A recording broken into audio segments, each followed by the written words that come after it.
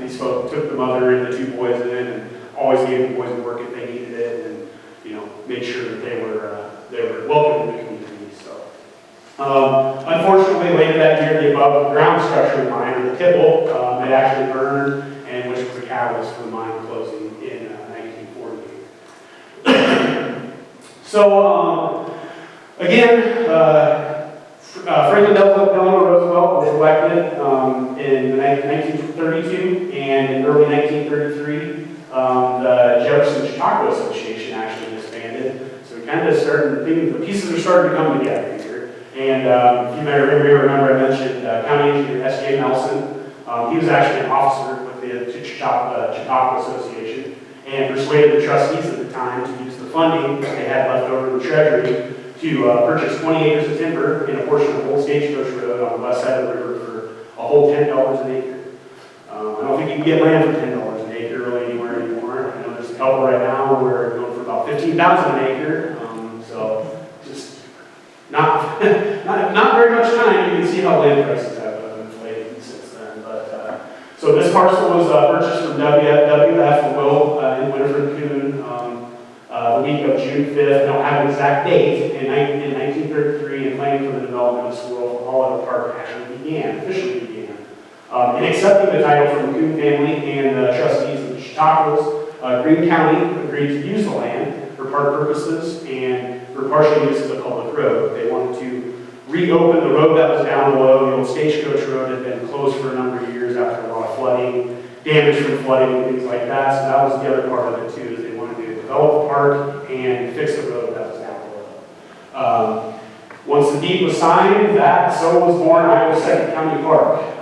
In 1934, Austin and Emily McEwen. I kind of got some mixed stories on this. I have some accounts where they donated some land, and then I have accounts where they sold it. I think they sold it for a little cheaper. Maybe that's where the donation came in. Maybe they sold some, donated the rest. But they sold 15 acres, which I believe they stated was between the Old River Road and the river for $100.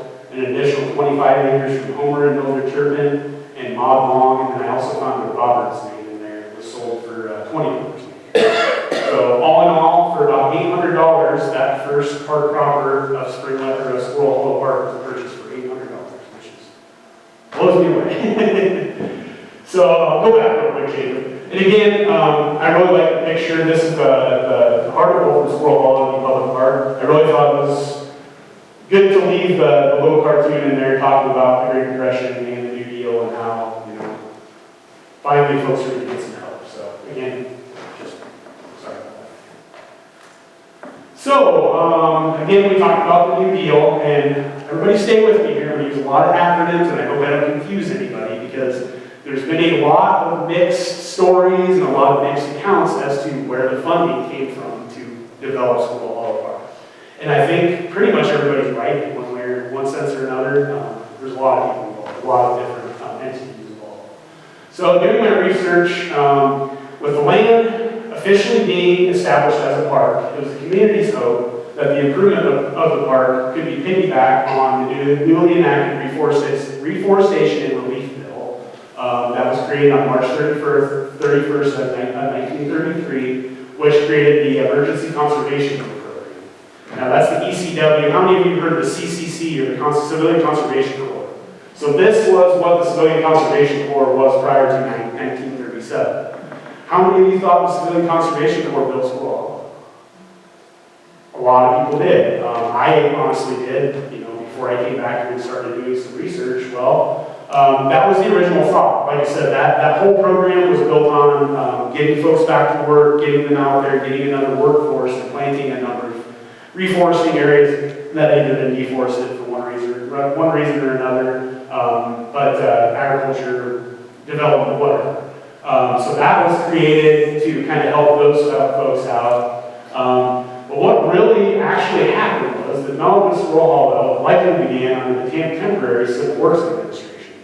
So the Civil Works Administration, or the CWA, was created in the fall of 1933, and that was a temporary program to get folks hired. That was funding that was out there to hire folks and, again, get the workforce started. And it was basically created to get them through that winter of 1933 and 1934.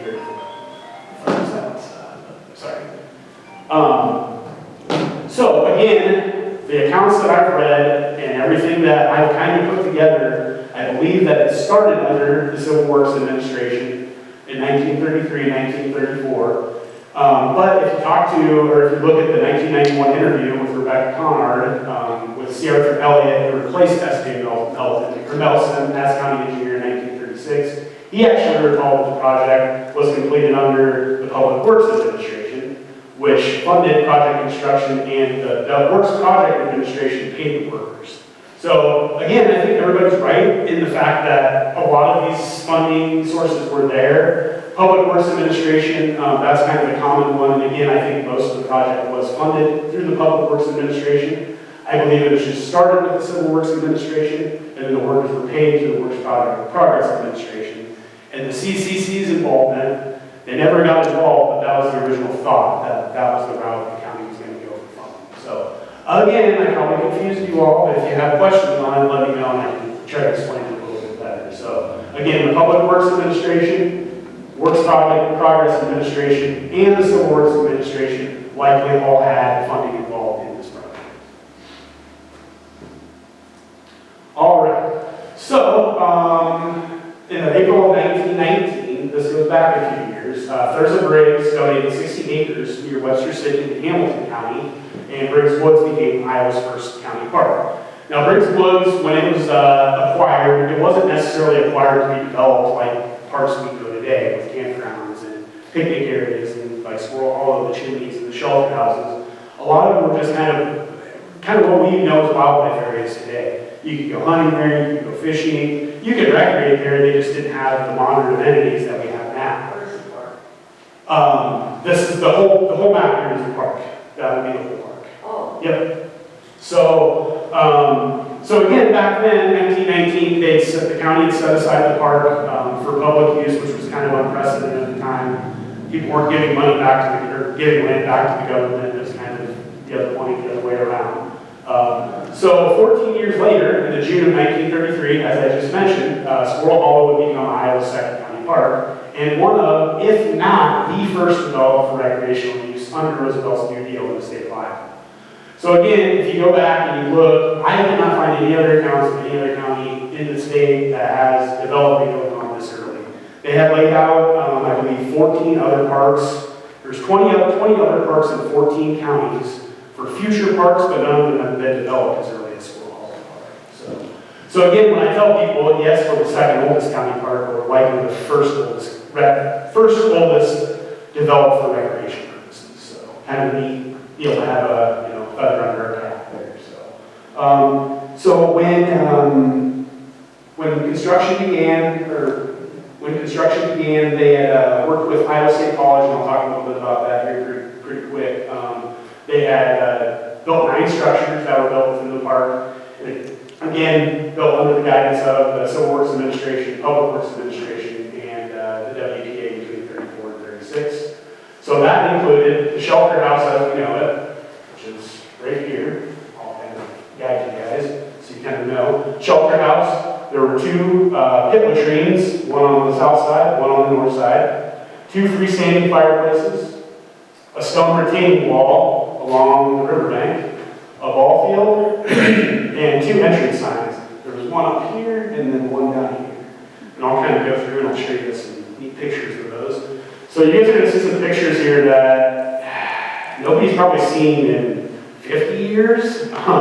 We recently found boxes of old slides in our storage, and a lot of these slides had pictures from the 50s, 60s, 70s. So I started looking through and I'm like, oh, this is awesome. I'm kind of a nerd when it comes to that stuff. So we've got a lot of pictures, and now we've purchased a little device where we can digitize all of these. So now we're taking all these slides and we're putting color back to them and getting them on the computer so we're able to use them for stuff like this.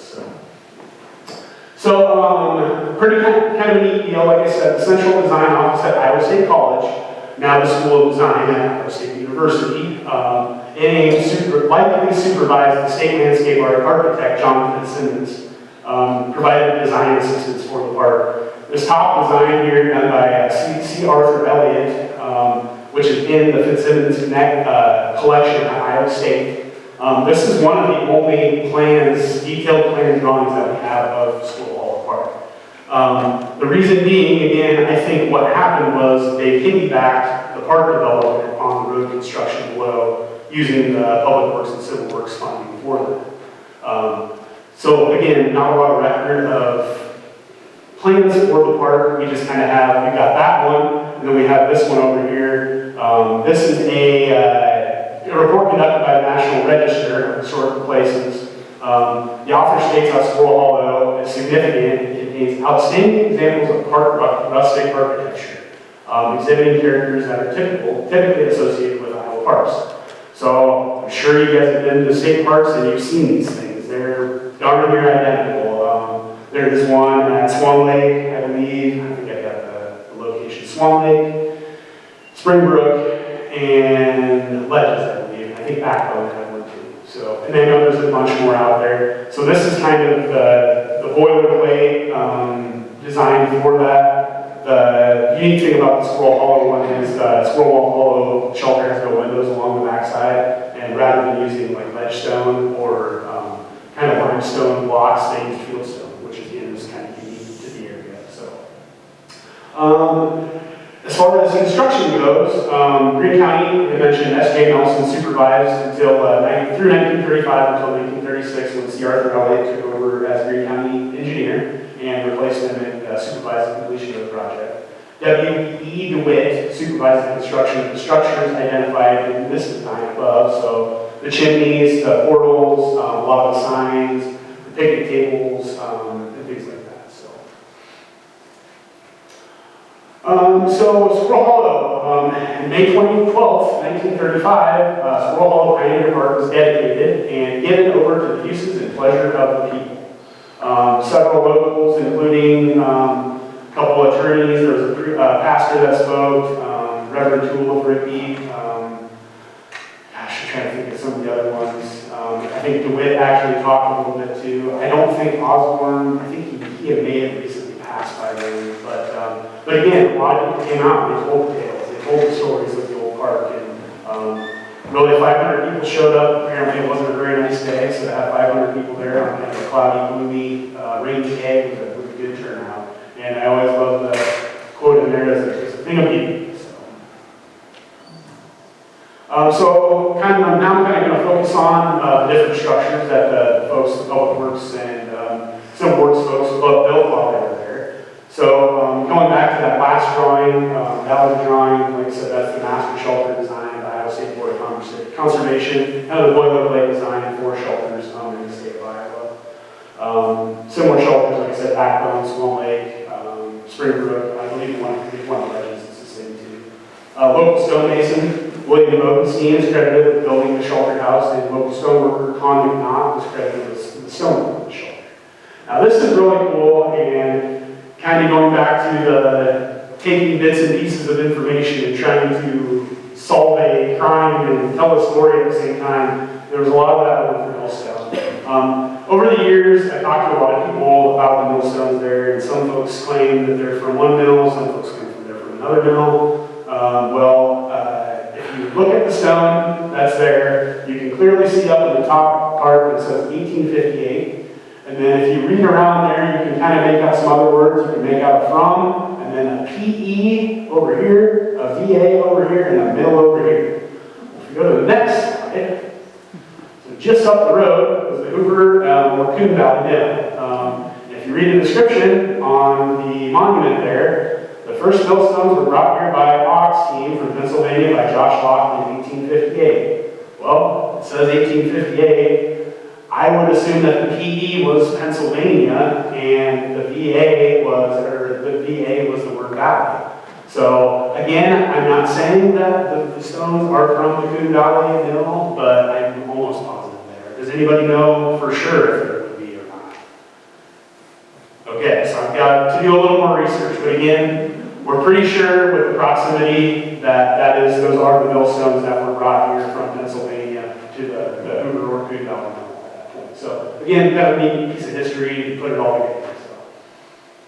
Another one of the structures, or two structures they built, were two pit latrines, vault latrines. One on the east side, or one on the south side of the shelter and one on the north side of the shelter, just a little bit east of the shelter there. That's still there. Yep, they're both still there. Yep, both still there. I think people still use them occasionally. I think they use the one up on the hill more, but we've kind of been talking about how to repurpose those. Using, obviously we want to maintain them, but we also want people to get some use out of them. So that's kind of part of the master planning that we're doing now, is to decide what are we going to do with these things. So you can kind of see here too, as you walk down there, these big limestone, primarily limestone, there are some big fieldstone there as well, but they were used to create stairs to lead down to each one of these. These slabs are similar to the stairs that are built into the hillside, which is kind of on the northwest corner of the shelter house and ends at the bottom of the bluff, at the bottom of the ravine. It's kind of interesting, there's really no account of the stair depot. Here's a really neat picture. This is from 1972. That's the bluff stairs when it had a railing. I don't even remember that. I guess I'm not quite that old, but this is kind of more what it looks like today. The stairs are still there. They are, they're for the most